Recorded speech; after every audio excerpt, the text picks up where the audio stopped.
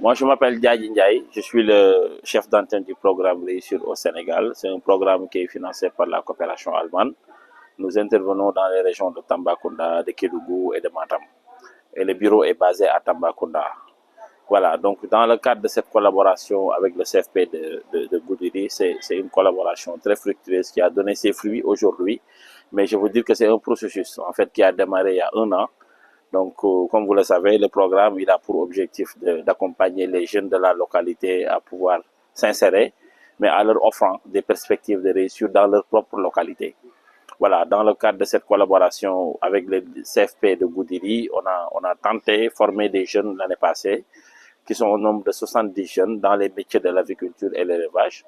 Et donc, cette formation a été effectuée ici même, au niveau de ce centre-là, pour une durée de 6 mois. Et à l'issue de cette formation, ces jeunes ont bénéficié de leur diplôme attestant qu'ils pouvaient maintenant commencer à exercer l'activité, mais également à démarrer leur propre activité génératrice de revenus. Ça, c'était l'année passée à travers cette convention. Également, le programme a essayé de revaloriser le centre en donnant donc des kits, mais en même temps en offrant des équipements au centre pour que les jeunes qui sont formés théoriquement puissent après faire leur pratique au niveau de ce centre-là grâce à ces équipements. Et ces équipements pourront permettre à d'autres jeunes de la localité de venir faire leur formation pratique. Donc ça, on contribue un peu à l'amélioration du dispositif du centre de formation en pratique.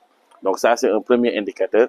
Et le deuxième indicateur, c'est nos jeunes, c'est nos jeunes de la localité de 15 à 35 ans qu'on a formés l'année passée. Et maintenant, cette année, avec le centre toujours, on a échangé pour dire que maintenant, on ne peut pas se limiter à cette formation en leur donnant leur diplôme et de s'arrêter. Ce n'était pas possible. L'idée maintenant, c'était de retravailler un projet qui va permettre à nos jeunes frères de ce centre-là de pouvoir bénéficier d'une session de renforcement de capacité, comme il l'a si bien dit, mais également de leur donner des kits de démarrage pour que cette formation puisse être bénéfique chez eux, mais après leur formant, en leur donnant les possibilités de créer des GIE et des entreprises individuelles, en leur permettant de faire leur plan d'affaires également. Et donc ce plan-là va conditionner les kits que le CFP et le programme va mettre à la disposition de ces jeunes pour qu'ils puissent démarrer officiellement les activités. Et aujourd'hui, on est là dans le cadre de cette cérémonie-là de remise des kits aux jeunes. Donc, parmi les 70, on est parvenu à accompagner 48 jeunes, dont je pense 20 en aviculture et les 28 en horticulture, pour qu'ils puissent déjà, en leur donnant tout le dispositif et tous les kits nécessaires pour leur permettre de démarrer. Et le centre est là pour continuer à les accompagner et à les suivre pendant une durée de 3 mois, toujours dans le cadre de cette convention cette année, pour leur permettre, après ces 3 mois, de pouvoir tirer maintenant les résultats et de leur permettre vraiment de poursuivre. Et on espère que ça va aller. Et donc, pourquoi on le dit? Parce que le centre de formation de Goudiri, c'est un centre de référence dans la région. On a vu les résultats qu'il a fait l'année passée. Cette année encore, on est revenu avec ces résultats-là et on espère qu'il fera le suivi nécessaire pour que les jeunes qui sont formés et qui sont accompagnés, donc en kit pour leur insertion en auto-emploi, puisse vraiment être bénéfique. Et donc, vraiment, on espère que ça va bien se passer. Bon, le coût global de cette formation cette année tourne autour de 20 je pense globalement avec les charges, c'est 20 et quelques millions. Mais l'année passée, c'était 30 et quelques millions, 32, des trucs comme ça. Donc, le coût global, donc pour en tout cas travailler sur la formation et l'insertion de ces jeunes cette année, les 2 ans, si on fait le cumul, on est à 50 millions. Et donc, c'est un coût énorme, certes, mais ça a permis à régler déjà le problème d'équipement au niveau du centre. Donc, en aviculture et en horticulture, on a construit des unités avicoles, on a aménagé des périmètres horticoles pour que les jeunes dans ces 2 secteurs-là puissent bénéficier de ces équipements afin de faire leur formation. Mais également, au niveau de ces jeunes, ils ont bénéficié pour 6 mois de formation et cette année, on est venu avec un montant total pour leur donner des kits. En tout cas, c'est un processus qui est bien souhaité parce qu'on ne voudrait pas former et les regarder comme ça.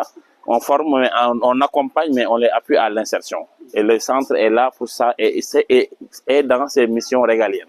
C'est l'État qui a mis en place ces structures-là pour accompagner les jeunes de toutes ces localités. Et nous, bailleurs aussi, on vient pour contribuer à la politique de l'État en matière de formation professionnelle. Donc c'est normal qu'on sait notre travail et c'est notre devoir de le faire.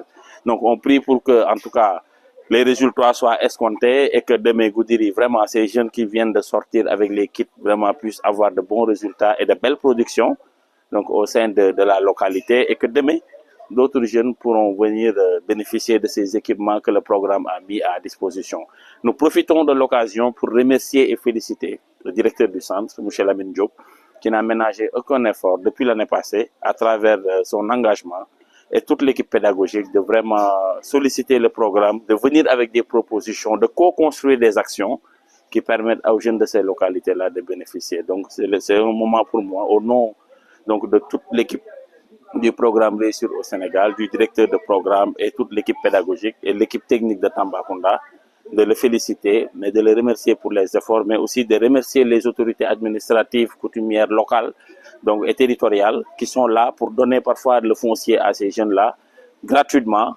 Et donc tout cet accompagnement, c'est un travail de multi-acteurs qui permet d'arriver à ça. Donc c'est le moment vraiment au nom de l'équipe du programme, par ma personne en tant que chef d'antenne, de leur féliciter, mais de les remercier pour cette collaboration et pour prier que cette collaboration puisse vraiment continuer et que d'autres jeunes puissent vraiment bénéficier de cette initiative-là, de la GIZ.